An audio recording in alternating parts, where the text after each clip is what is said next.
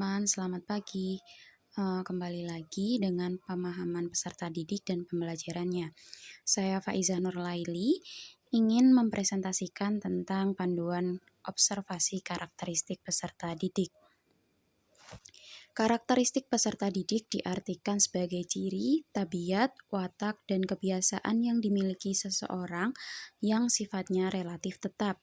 Karakteristik peserta didik dapat diartikan sebagai keseluruhan pola, kelakuan, atau kemampuan yang dimiliki peserta didik sebagai hasil dari pembawaan lingkungan, sehingga mana cita-cita dan tujuan itu akan tercapai. Kemudian,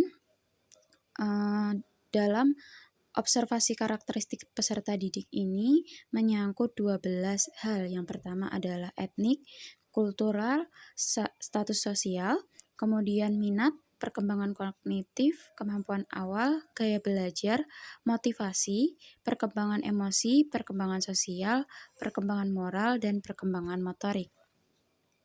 Yang pertama ada etnik. Pendidik dalam melakukan proses pembelajaran perlu memperhatikan yang namanya suku bangsa apa saja yang ada di kelasnya. Kemudian yang kedua adalah kultural. Pendidik dalam melakukan proses pembelajaran harus mampu menyikapi keberagaman budaya yang ada di dalam kelasnya. Yang ketiga adalah status sosial. Status sosial di sini berupa pekerjaan, kesehatan, kekayaan, kedudukan, dan penghasilan yang berbeda-beda. Dalam hal ini, pendidik dituntut untuk bersikap adil dan tidak diskriminatif. Kemudian, yang selanjutnya adalah minat. Perasaan senang, ketertarikan peserta didik, dan perhatian peserta didik dalam belajar, serta keterlibatan siswa dalam kegiatan pembelajaran, manfaat dan fungsi pembelajaran, itu juga harus diperhatikan oleh guru. Yang selanjutnya adalah perkembangan kognitif. Perkembangan kognitif ini merupakan hal yang sangat mempengaruhi. Dari sini, maka dari itu kita gunakan yang namanya pemilihan pendekatan, metode, dan media pembelajaran yang sesuai dengan karakteristik peserta didik. Kemudian kemampuan awal. Nah, kemampuan awal ini adalah pengetahuan dan keterampilan yang harus dimiliki terlebih dahulu oleh peserta didik sehingga peserta didik sudah siap untuk menerima materi yang akan disampaikan oleh guru, yaitu di awal pembelajaran. Sehingga tujuan pembelajaran pun akan tercapai.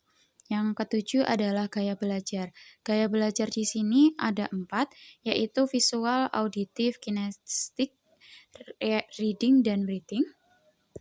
Nah, di sini guru juga perlu memodifikasi gaya belajar yang ada di kelas agar tujuan pembelajaran itu juga tercapai. Nomor 8, yaitu motivasi. Motivasi ini dapat meningkatkan aktivitas dan hasil belajar peserta didik. Motivasi ini bisa berasal dari intrinsik maupun ekstrinsik. Nah, di sini guru selalu untuk dituntut memotivasi peserta didik agar selalu terlibat dalam pembelajaran.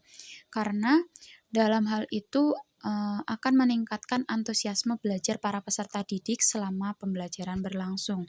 Kemudian perkembangan emosi. Perkembangan emosi di sini yaitu emosi peserta didik itu berpengaruh sekali dalam proses pembelajaran yang menyenangkan dan bermakna. Sehingga di sini diperlukan kelas dan ruang pembelajaran yang sangat memadai peserta didik untuk melakukan ekspresinya. Kemudian guru itu juga merespon peserta didik yang belum bisa mengekspresikan diri.